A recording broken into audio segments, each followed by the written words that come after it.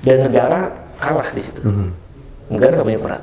Itu contoh paling konkret bahwa negara dikalahkan oleh kekuasaan oligarki ini, bahwa wakil otorita IKN dari perusahaan yang sempat saya munculkan di dalam pelaporan saya misalnya. Ada juga sudah jadi dubes juga kan? Dan itu fakta yang tidak bisa membantah bahwa rezim ini memang sangat dikendalikan oleh oligarki. Kan itu nggak bisa dibantah itu. Jadi saya melihat ini problem makin akumulatif. Nah akibatnya ini negara menurut saya sudah bablas. Jadi kalau masuk dalam satu ranjau itu, dia ada 5 ranjau ini. Ranjau sekarang ranjau ini sudah terkenal ranjau ketiga. Jadi proses tinggal nunggu waktu saya sebetulnya karena ini membahayakan misalnya. Cara kita melihat problem ini kan bagaimana rakyat. Nah saya melihat rakyat ini hanya dijadikan sebagai objek. Rakyat tidak menjadi subjek. Padahal dalam logika republikanisme, dalam ketika kita menjadi jalan merdeka dan kita memilih menjadi republik, itu kan sebetulnya rakyat yang paling berdaulat. Para founder fathers menginginkan bahwa jalannya negara itu memperhatikan rakyat. Bismillahirrahmanirrahim. Assalamualaikum warahmatullahi wabarakatuh. Sahabat Ahmad Yani Channel dan Partai Masyumi TV, kita ketemu lagi pada kali ini dan kita ketemu dengan seorang aktivis yang pada waktu itu dan sekarang adalah dosen akademisi di Universitas Negeri Jakarta yang beberapa waktu yang lalu cukup menghebohkan kita juga, yaitu dengan gagah berani melaporkan 2 anak presiden ke KPK. Tapi sampai saat ini kita belum tahu informasi sebagaimana perjalanan laporan Kang Ubed. Assalamualaikum Kang Ubed. Salam Bang Yani. Kang Ubed, kita akan bincang-bincang lagi, ini banyak persoalan tentunya, sama-sama kita ketahui begitu banyak yang menghadapi persoalan bangsa kita akhir-akhir ini, baik dalam persoalan politik, ekonomi, masalah sosial yang bertumpuk mengakumulasi, yang ini menurut saya agak cukup membahayakan hidup kita berbangsa negara ini. Posisi utang kita kan hari ini sudah di atas 7.000. Betul. Itu utang pemerintah. Betul. Belum utang BUMN. Betul. Belum utang swasta dan sebagainya seperti itu. Udah mungkin kurang lebih 15. Iya, udah triliun. Hampir mendekati ya, kalau beberapa hampir mendekati 15.000 triliun. Nah, di satu sisi COVID juga belum selesai kan? Ya. Belum selesai betul di negeri kita ini, dan justru anggaran COVID yang sudah membengkak-bengkak dari rencana semula. Saya ingat betul pada waktu dikeluarkannya Perpu itu 450 triliun dan naik menjadi hampir 1.000 triliun. Dan pemerintah dalam rangka untuk mengamankan kebijakan kan mengeluarkan Perpu 1 yang akhirnya disetujui juga oleh DPR menjadi Undang-Undang Nomor 2. Ya, betul. Yang kita sangat menyayangkan sesungguhnya, karena di situ ada hak-hak yang fundamental betul DPR yang dihapus oleh Perpu dan Undang-Undang Nomor 1 tersebut. Fungsi anggaran nggak ada. Fungsi anggaran, dan di situ fungsi anggaran hilang, fungsi pengawasan hilang, fungsi pemeriksaan keuangan yang dilakukan BPK hilang, fungsi yudikatif pun hilang kan, diambil. Tapi kan Mahkamah Konstitusi kan membatalkan yang hal-hal seperti itu. Jadi undang-undang itu membuka pintu absolutisme. Absolutisme di satu, betul-betul bahwa kekuasaan itu kayak raja. Ya, betul. Ya, sudah menjelma bahwa kita bukan lagi republik dalam teori itu, dia menjadi menjelma kekuasaan itu di satu tangan. Ya. Zamannya Pak Harto aja nggak satu tangan, tetap aja melalui DPR pada mekanisme parlemen. Dan juga di dalam hal tersebut masalah meloloskan yang paling penting itu defisit anggaran yang selama ini tidak boleh betul di atas angka 3%, di atas 3%, kalau di atas 3% berarti presiden jatuh. Ya kan? Tapi dengan Perpu tersebut diloloskan, boleh defisit seberapa aja boleh seperti itu. Dan itu kan berlaku sampai terakhir 2022 ini. Nah, gimana nih Kang Ubed melihat situasi kita sekarang ini? Kan mak-mak juga resah, mulai naik kan, mulai naik semua, nggak ada yang tidak naik. Ya kan, mulai kelangkaan minyak goreng, Pertamax dinaikkan, Pertalite susah dicari, ini kan modus ini. Tapi pada waktu bersamaan kalau dibuat pemerintah membuat argumentasi bahwa ini berdasarkan harga pasaran dunia, tapi pada waktu minyak turun, kita nggak turun, yang seharusnya turun seperti itu. Jadi yang diuntungkan para oligark yang bisnis di sektor gas minyak dan lain-lain itu. Kan kita Bang Ubed mungkin lihat juga kan genggam gempitanya Menteri Perdagangan bahwa akan menyeret para mafia. Ternyata kan kalau dibuka sama Tempo jelas perusahaan itu satu di antaranya kita sebut saja lah Sinarmas dan beberapa perusahaan-perusahaan lain seperti itu. Dan kalau saya tanya kepada pelaku-pelaku itu memang sengaja diekspor, sengaja diekspor karena untuk mendapatkan uang. Nah, seharusnya untuk kebutuhan minyak goreng ini cukup 7% dari produk kelapa sawit kita seperti itu. Artinya kita mestinya nggak sampai harga minyak itu sebesar itu naik, dan masyarakat juga harusnya cukup kebutuhan minyaknya untuk bisa memenuhi, apalagi mak-mak. Jadi problem Republik ini sudah pada posisi mungkin kalau pakai terminologi sosiologi politik itu sudah pada level tensi sosial yang sangat tinggi, di mana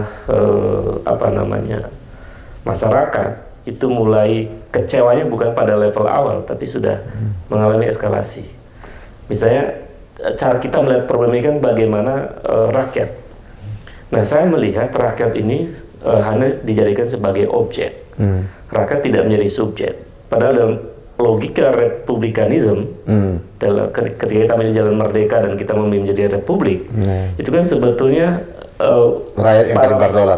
Para founders menginginkan bahwa jalannya negara itu memperhatikan rakyat. Rakyat berdaulat, rakyat menjadi subjek. Nah, hari-hari ini dalam beberapa tahun terakhir ini justru rakyat tidak menjadi subjek. Rakyat menjadi objek. Apa indikator rakyat menjadi objek misalnya? Rakyat tidak pernah didengar di dalam proses regulasi misalnya, Bang. Regulasi dan proses pengambil kebijakan pengambilan kebijakan. Kan ini banyak peristiwa dari soal KPK, dari soal Undang-Undang Omnibus Law, Undang-Undang Minerba, sampai Undang-Undang Nomor 2 tahun 2020 dan seterusnya. Itu rakyat kan diabaikan.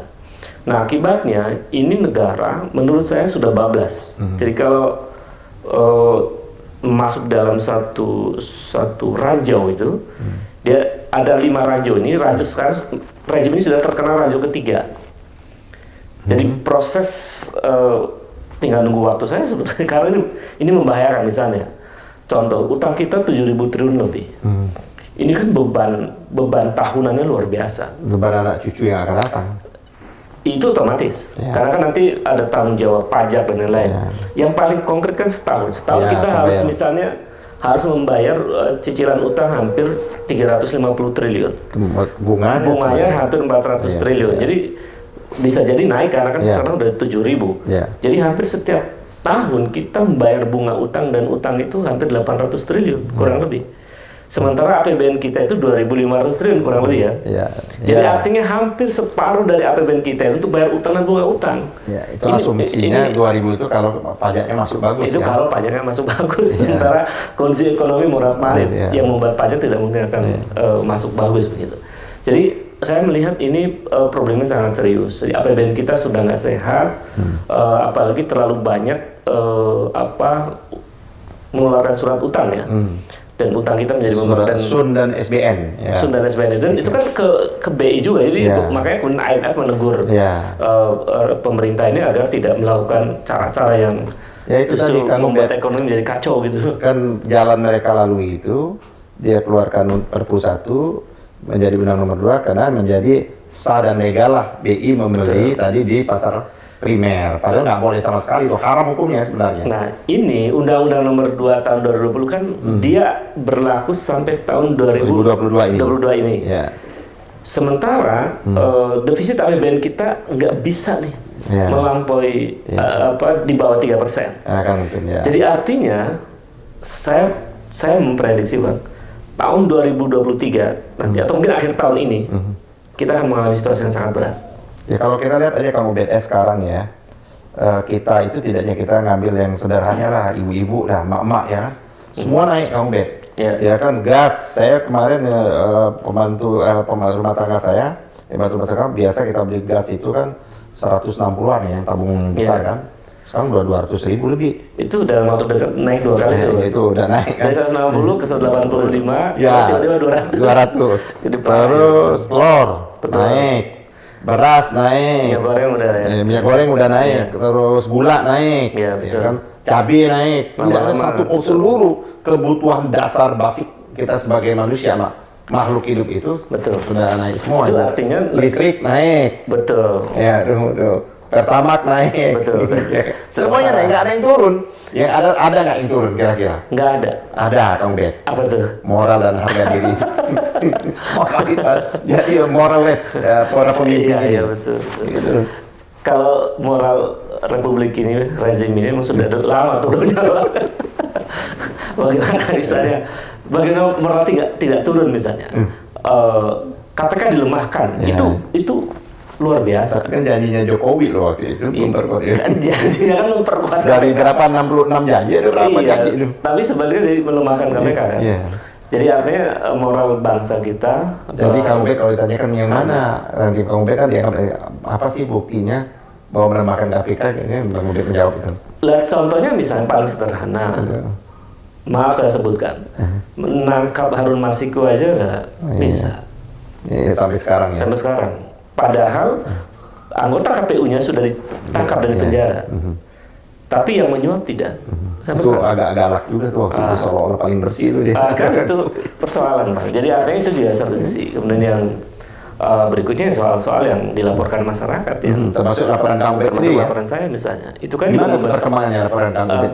kalau kami ya saya sudah melaporkan dan sudah memberikan data. Kan sudah diperiksa kan, udah diminta Sudah, sebagai 2 jam, 2 jam ya. 2 jam, Dan dan setelah kita itu kan diskusi. dipanggil lagi untuk melengkapi bukti ya. Iya sudah kita kasih juga, termasuk argumen-argumen hukum yang lebih detail kita kasih. Jadi sekarang tinggal nunggu KPK. Dan ternyata dari grup yang juga dilaporkan itu diangkat ya menjadi pejabat atau wakil ya, koordinator yang ke Ibu Kota Baru IKN. Oh iya, dan ternyata kan, kita jadi tahu gitu bahwa wakil otorita IKN dari perusahaan yang sempat saya munculkan di dalam pelaporan saya misalnya. Well, ada juga kan sudah jadi dubes juga kan. Dan itu fakta yang tidak bisa membantah bahwa rezim ini memang sangat dikendalikan oleh oligarki. Iya. Kan itu nggak bisa dibantah itu. Jadi saya melihat ini problem makin akumulatif Pak. Dari problem. Tadi Kang Ubed bilang tadi kan sudah tadi apa ya, ranjau ketiga ya. Iya, ranjau ketiga. Jangan-jangan tahun ini ranjau keempat dan kelimanya udah berimpit-impitan. Ini nanti ketika pemerintah membutuhkan utang baru dan dunia sedang krisis dan tidak ada negara-negara yang mau membantu, itu ranjau keempat dan itu sudah selesai. Artinya ya sudah satu ranjau lagi udah selesai itu. Nah ini membahayakan sebetulnya kalau kemudian negara ya cara kerjanya itu nggak menempatkan konstitusi, nggak menempatkan undang-undang secara tepat di dalam menjalankan pemerintahan. Kang Ubed, kita mau yang lebih bahasanya agak turun lah supaya mudah dipahami masyarakat ya Bang Ubed ya kan. Ini kan tadi Kang Ubed menyatakan bahwa negara ini sudah dikendalikan oleh oligarki.